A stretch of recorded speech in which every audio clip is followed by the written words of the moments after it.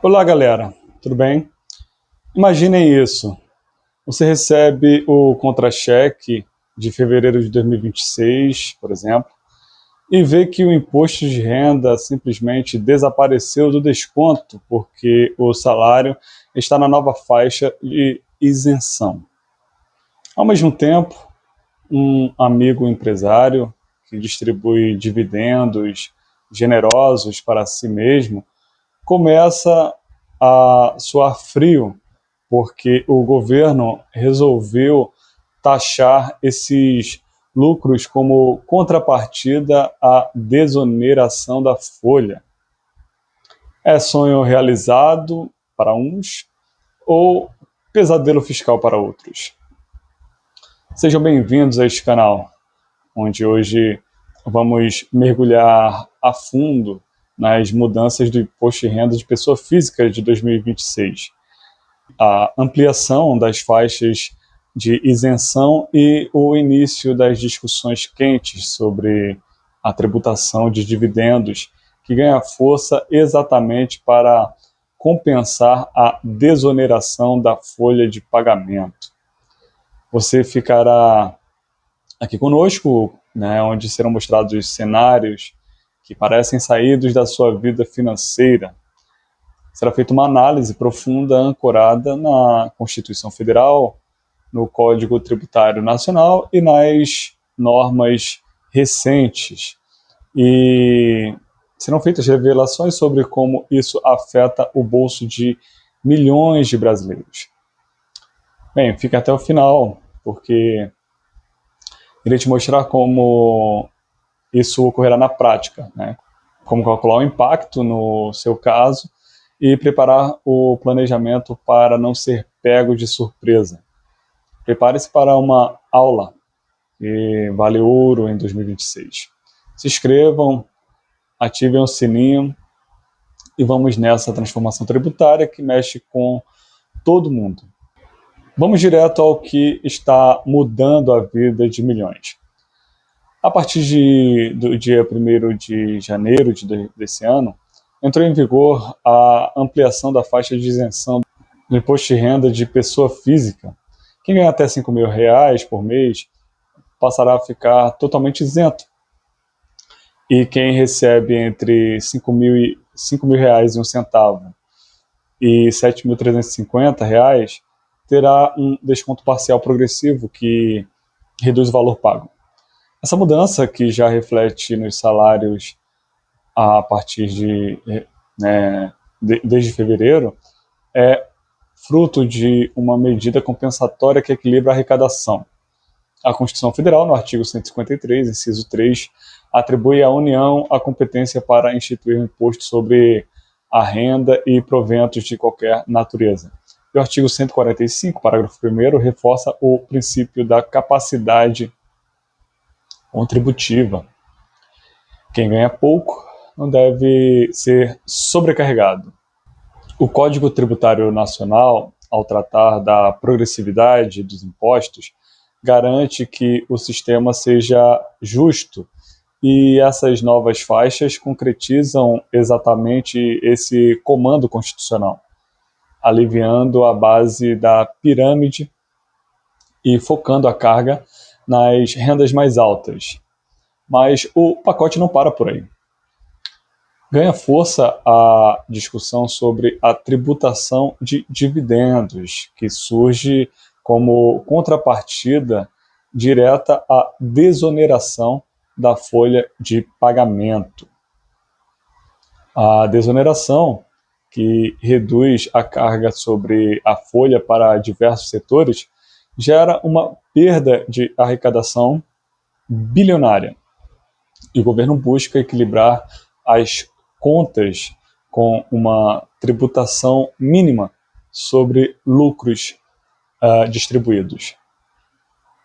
A partir desse ano, as distribuições de dividendos e lucros acima de certos patamares passaram a sofrer retenção na fonte de 10%, especialmente quando superam R$ 50.000 mensais por beneficiário de uma mesma empresa.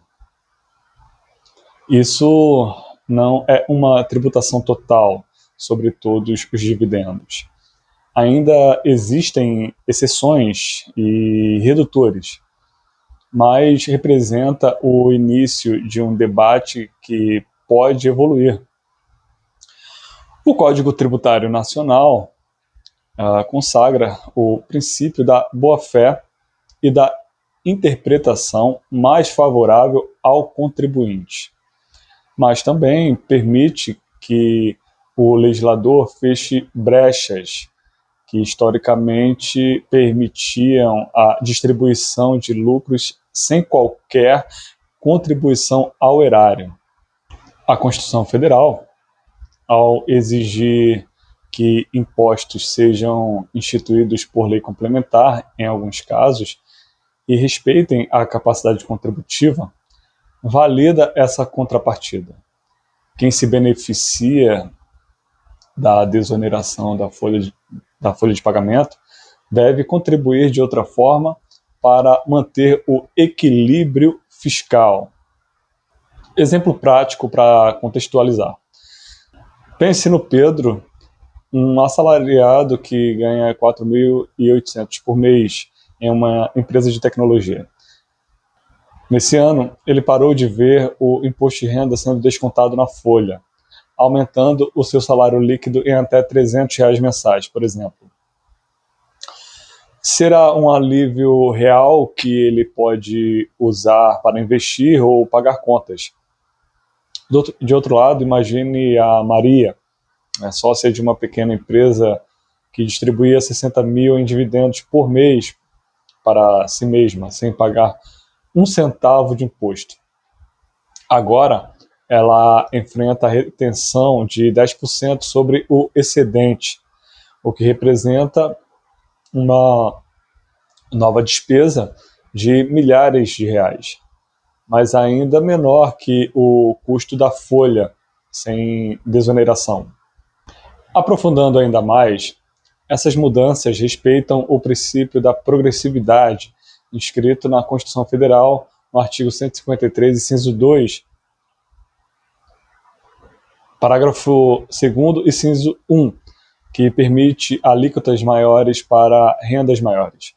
O Código Tributário Nacional, ao disciplinar a base de cálculo e os fatos geradores, exige que a tributação seja clara e prévia, o que a nova tabela cumpre ao trazer, melhor dizendo, redutores mensais e anuais, que simplificam a vida de quem declara. A desoneração da folha mantida para diversos setores encontra na tributação mínima de dividendos uma contrapartida que preserva a arrecadação sem aumentar a carga sobre o trabalho formal.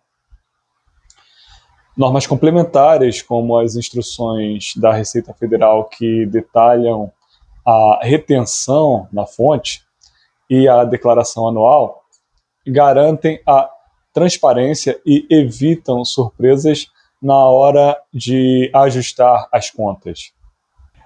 O resultado é um sistema mais justo. O trabalhador de renda média ganha fôlego, enquanto os lucros distribuídos passam a contribuir de forma mínima, alinhando o Brasil a práticas internacionais sem ferir a livre iniciativa nem a segurança jurídica. Um exemplo. Considere o João um empresário de uma fábrica que aproveita a desoneração da folha para contratar mais pessoal e reduzir custos. Em contrapartida, quando for distribuir os dividendos acima do limite, ele verá uma retenção automática de 10%, o que o incentivará a reinvestir o lucro na empresa em vez de sacar tudo. Assim, o ciclo virtuoso se fecha. Mais empregos serão gerados, enquanto oferirá mais arrecadação indireta. Essas alterações não são isoladas.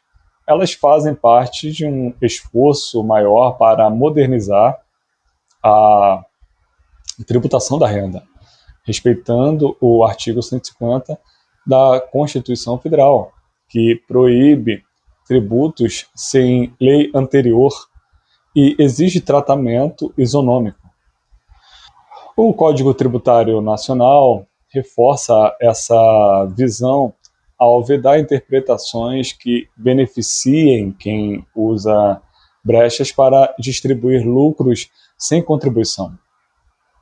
O contribuinte de boa-fé sai ganhando com maior previsibilidade, enquanto quem abusava da isenção total de dividendos precisará ajustar o planejamento.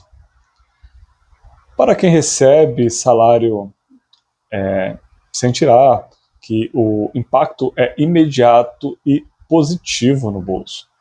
Para quem vive de dividendos, o novo cenário exige cálculo cuidadoso. O limite de 50 mil mensais por empresa cria uma linha clara entre isenção e tributação mínima. A Receita já atualizou as normas de retenção e declaração, facilitando a adaptação. Se você ganha até R$5.000, comemore, né, o alívio na folha. Se distribui dividendos, prepare a calculadora e o planejamento, né, tributário. O imposto de renda de 2026 chega para equilibrar a balança e quem se antecipa sai na frente. O que você acha dessa contrapartida entre isenção e tributação de dividendos? Comente a sua situação ou dúvida e ajude outros espectadores. Fiquem atentos e com o bolso protegido. Assim sendo, pessoal, ficamos por aqui. Curtam, comentem, compartilhem o vídeo, né, com outros contribuintes, pois informação é bem de interesse público e as que foram trazidas aqui nesse vídeo têm que alcançar o máximo de pessoas possível. Meu muito obrigado por terem assistido e fiquem com Deus.